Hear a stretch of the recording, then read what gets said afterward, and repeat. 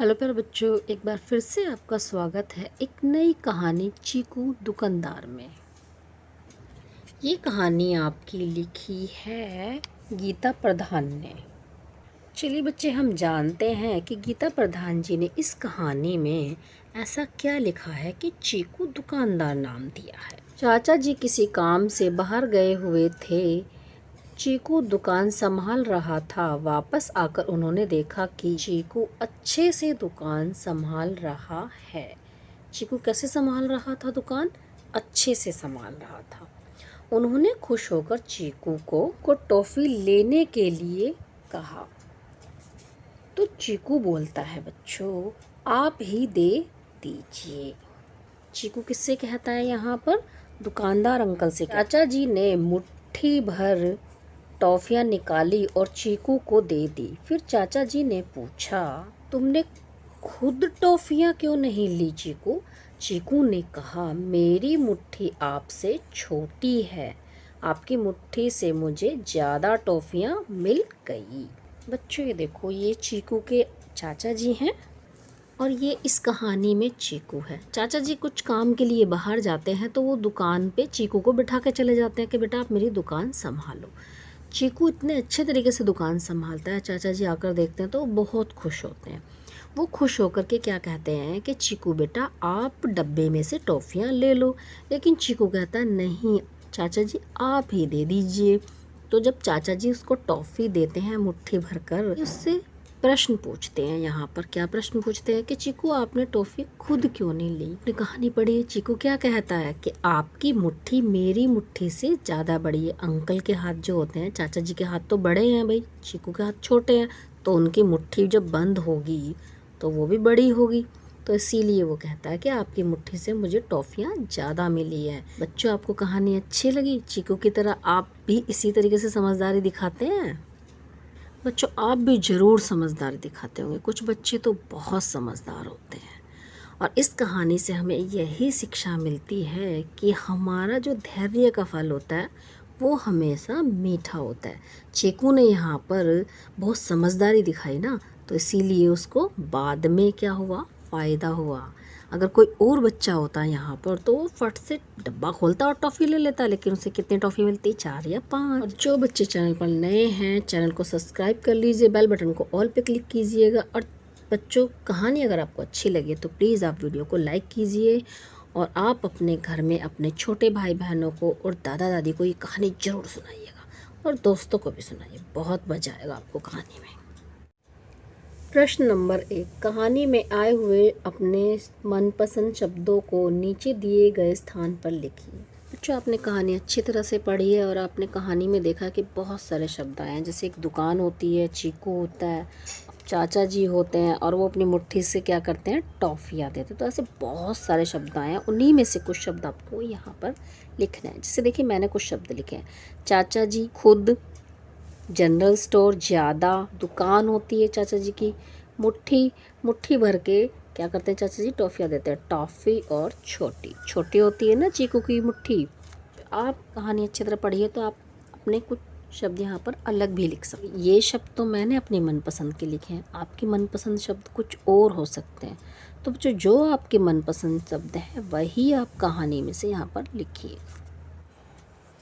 प्रश्न नंबर 2, चाचा जी की दुकान में कौन कौन सी चीज़ें होंगी? सोचिए और उनके नाम लिखिए।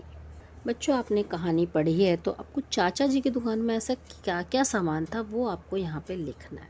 अच्छा बच्चों एक बात बताइए, आप सब लोग तो सामान लेने जाते ही होंगे। हो सकता है कुछ बच्चों की मम्मी लिस्ट बना के भी देती है सामान की कि बेटा ये सामान ले आ।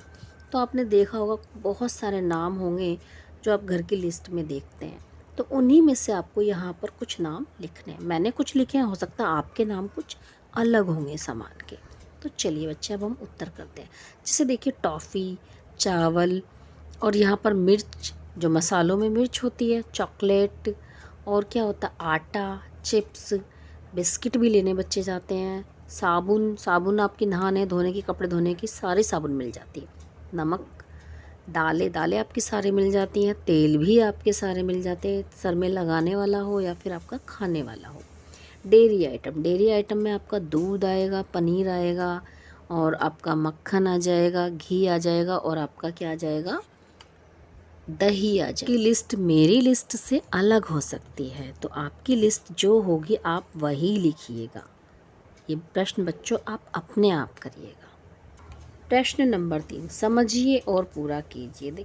प्रश्न नंबर 3 में देखिए बच्चों, हमें क्या करना है कि हमें पहले उदाहरण देके समझाया गया है दुकानदार, और इसके नीचे दार शब्द के नीचे हमें अंडरलाइन किया गया है कि हमें ऐसे शब्द लिखने हैं जिनके पीछे दार शब्द जुड़ता हो। जैसे देखिए शान, शान शब्द के पीछे अगर आप दार लगा देंगे तो क्या बन जाएगा, शानदार। भाई चीकू ने क्या किया था, शानदार काम किया था, उनकी दुकान संभाल लेती। ऐसे ही आपका हवलदार, माल जमादार क्या हुआ, मालदार। ही किराएदार, लेन शब्द के पीछे आपका दार लग गया तो बन गया लेनदार। अच्छा लगा बच्चों ये वाला प्रश्न, आपको बहुत मज़ा आया ऐसे करने में। अब हम आगे बढ़ते हैं। प्रश्न नंबर 4 चीकू ने खुद टॉफियाँ क्यों नहीं ली। बताओ बच्चों, आपने कहानी पढ़ी है, बताइए। भाई आपने कहानी में देखा था ना, चीकू क्या करता है कि तो मुट्ठी बहुत छोटी है और चाचा जी की मुट्ठी जो होती है बड़ी होती है, तो इसीलिए वो अपने आप टॉफ़ियाँ नहीं लेता है। तो चलिए हम उत्तर इस तरीके से लिखें, क्योंकि उसकी मुट्ठी छोटी होने के कारण उसे टॉफ़ियाँ कम मिलती।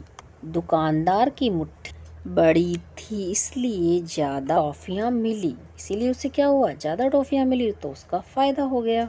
प्रश्न नंबर 5 चीकू की जगह आप होते तो बच्चे बताइए आप क्या करते। भाई चीकू ने तो समझदारी दिखाई थी कि उसने अपने आप टॉफ़ियाँ नहीं ली, अंकल को बोल दिया। अब बताइए बच्चों आप क्या करते। ये प्रश्न बच्चों आपको अपने आप करना है।